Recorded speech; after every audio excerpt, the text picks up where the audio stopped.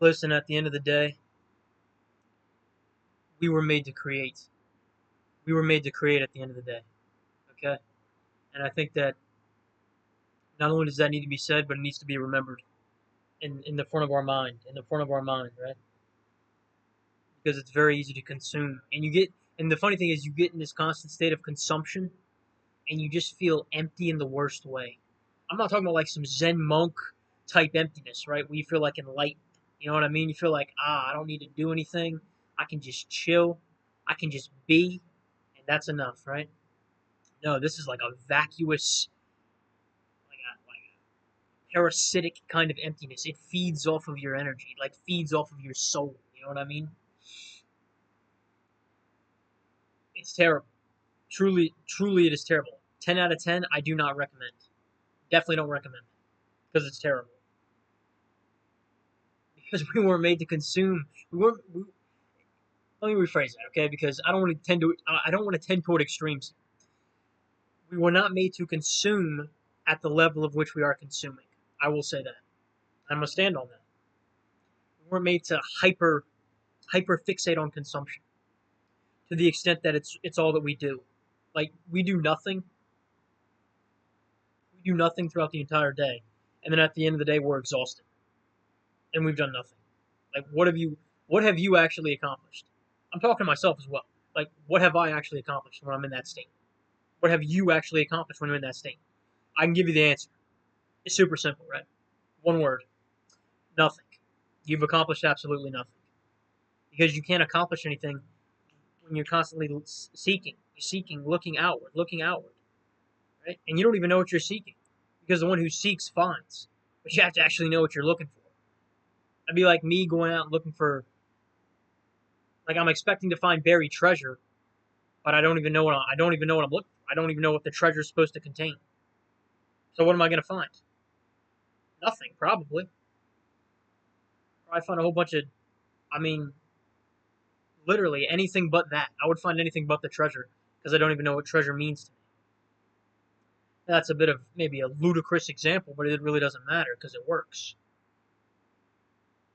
The fact is, we weren't made to exist in this hyper fixated state, constantly lacking, constantly looking for more, never content, more, never satisfied, never satiated.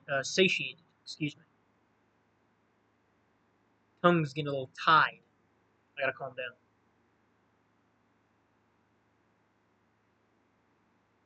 We were made to create, and creation looks different for each and every one of us. I have my own methods, my own modes, aspects of creation, and they mean a great deal to me. And I can say with absolute confidence that my day gets better when I indulge in those practices. I feel like I'm living a purposeful life. And it's purposeful in the sense because I said it was purposeful. Not because society said it, not because my friends said it, not because my parents said it, not because the girls said it, not because anybody said it, but me. I believed it was purposeful. I'm doing what God has shown me to do. And the reward for that is genuine fulfillment. And that is incalculable. That should be what is being taught in schools. To realize one's own fulfillment and creative drive. It's unique to every individual. It has to be. It's almost like your own signature, like your own genetic code. It has to be individualistic. There has to be some aspects of uniqueness and isolation there. But it's good because it allows you to uncover who it is that you actually are, who you've always been, not who everybody says you need to be, which is so loud. The still small voice of God is quiet, but it's immutable, indestructible. That's why it's greater and superior in the true sense of the word. Okay, it's on a higher plane than all that other phenomenal noise. But when you're in the phenomenal noise, kind of hard to hear. Kind of hard to hear anything else, you know. Preaching to the choir, probably, but I mean, y'all know what I'm saying. Y'all know what I'm saying. So now that you know, now that I know, now that we all know, that we were made to create, let us create what is in our hearts. Let us create that which is born from our souls, and see if our souls are not fulfilled, and see if we are not fulfilled. We will be fulfilled. We can be nothing other than fulfilled. That flips on its head. From lacking, now you are embodying. You are embodying that creativity, that drive. You know that that drive, that creativity built civilizations, established generational dynasties, produced masterworks known across cultures, across the world over. That's the kind of drive that you possess. That's the kind of drive that I possess. Nothing and nobody can and will ever take that away from us. It is impossible. Straight up. Can't be done. We can only allow ourselves to forget it. We can only be bogged down by phenomena and materialism to such an extent that we actually dull the immortal and eternal creative drive that exists in every single one of our souls. That's the only way. But even then, we could still get it back. A famous quote, I want to say it's in Second Chronicles, but don't quote me on that. Don't get angry either if I'm wrong. Right? Nobody's perfect. It goes something along the lines of, "If my people, who are called by my name, will turn from their wicked ways and will humble themselves and seek my face, then I will hear from heaven, and I will rescue them. I will redeem them." I'm paraphrasing, of course, but the aspect applies exactly to what we're going through right now. We have to recognize what's been done to us. We can move forward with that recognition, with that understanding, and see and actually identify our own divine creativity that exists in all of us.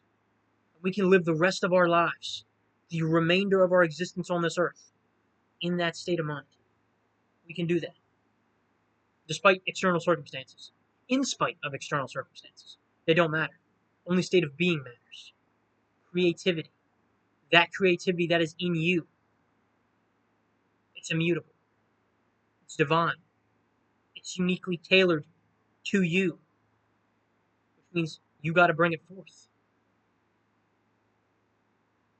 You have to realize it. Nobody else can do it for you. I can want it. I can want it for you, but I can't do it for you. You can want it for me. You can really want it for me, and I appreciate that. But you can't do it for me. That's just not how it works. That's just not how it works.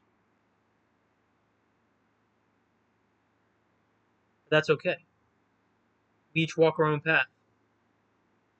Though we may see others on their own paths, and we acknowledge them, and we wish them well, we must continue to walk our own in good faith and in good courage.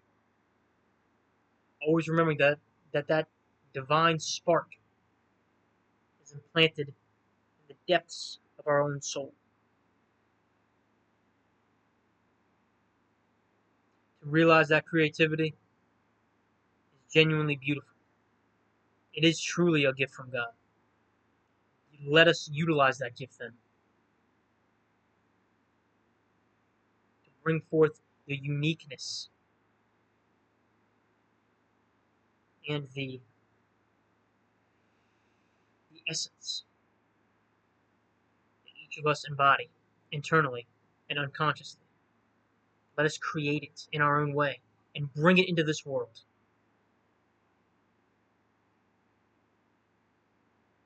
We have the power to do that, brothers and sisters. We have the capability as well. Let's get to work then. Thank you all for watching. God bless each and every one of you. And as always, remember who it is that you Be proud of it.